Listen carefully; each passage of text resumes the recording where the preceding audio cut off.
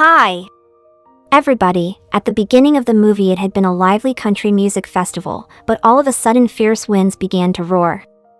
The crowd had no idea that a disaster was silently approaching with the music. At first, the rain tarp was blown away by the wind, then the stage trusses started to shake violently. Within seconds, the entire stage collapsed and things only got worse.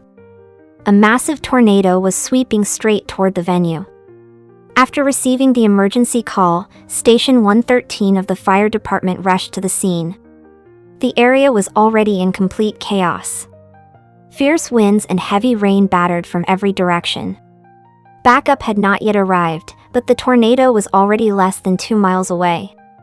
The band's lead singer, Kane Brown, managed to escape, but others were trapped beneath the fallen truss. It was unclear how many victims were still pinned down. Rescue couldn't begin unless the entire collapsed stage was cleared. For now, they had to rely on manual winches and pulley systems. By the time the rescue teams arrived, the tornado was less than 10 minutes out. Citywide alarms blared. Everyone was ordered to seek shelter indoors. However, one little girl's father had collapsed on the ground, unconscious. On-site diagnosis revealed clear signs of tachycardia. When they cut open his shirt, they found his neck veins dangerous. Swollen, a sign that blood couldn't flow back to the heart. His lungs were struggling to reinflate and immediate decompression was needed. Every second counted. The tornado was visibly growing larger. As soon as the air was released, the man's veins returned to normal. Moments later, he regained consciousness. Using thermal detection, they located 8 victims trapped under the debris, but the pulleys couldn't handle the enormous weight. The motor overheated and burned out. The truss crashed to the ground again without a crane. Rescue missions seemed impossible. From beneath the wreckage came desperate screams. The tornado was now only 5 minutes away. Dispatcher Cami from 911 advised immediate evacuation, but what about the trapped victims? The only option left was to lift the truss by hand. Hearing the command, all firefighters gathered together. Time meant life. Every person saved could be one less tragedy. The captain shouted, 123.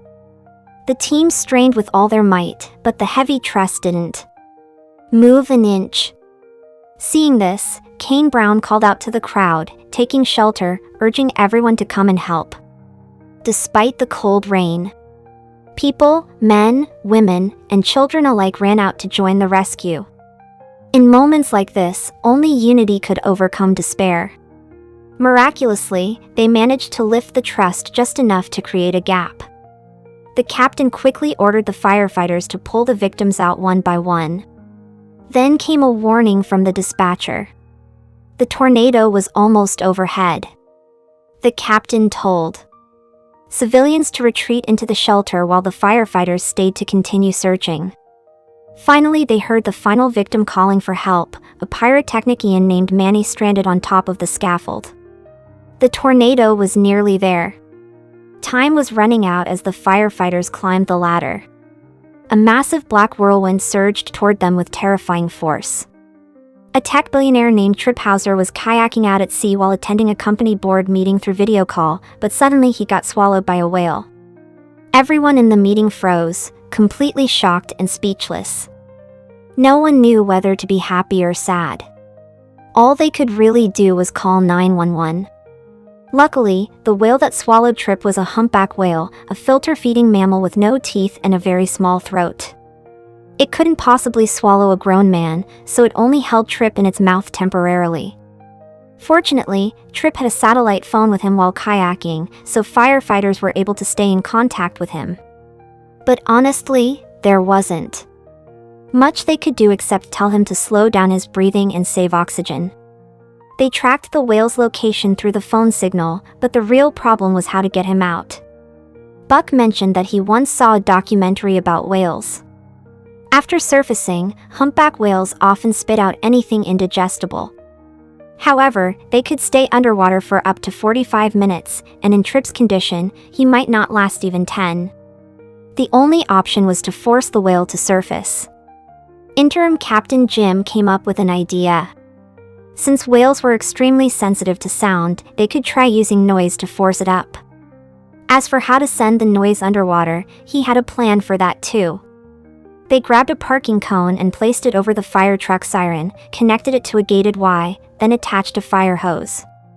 When the siren was turned on, the 120 decibel sound would travel down into the ocean.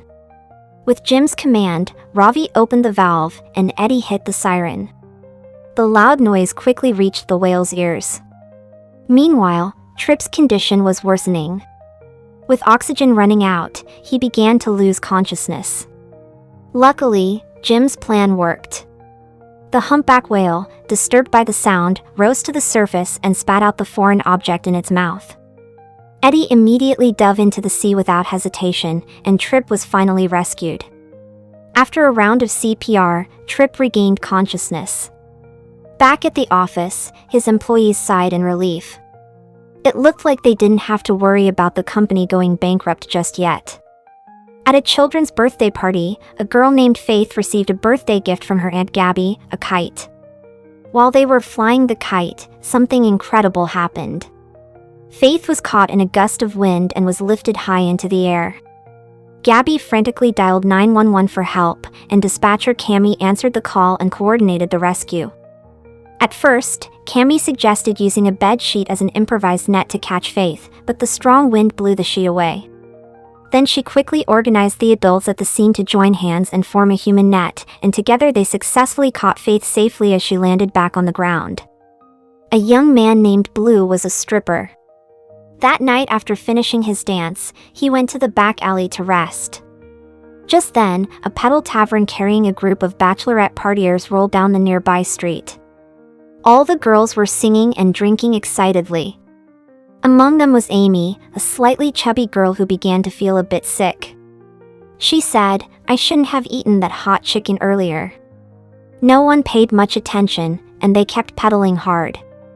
Then Amy started coughing uncontrollably. The bride-to-be Molly asked with concern, "Are you okay?" When Amy didn't respond, everyone realized something was wrong. They quickly stopped the car. The driver got off to check Amy's condition, but right at that moment, "Amy, you're so vile, you know." The party resumed. The girls kept pedaling and the cart rolled downhill. They didn't notice one serious problem. The driver hadn't gotten back on the vehicle yet. As a result, the pedal tavern went out of control and crashed into a car. That shocking scene was witnessed by Blue, the stripper from earlier at the crash site. The bride-to-be Molly was severely injured. Her leg was pinned under the cart, bleeding heavily.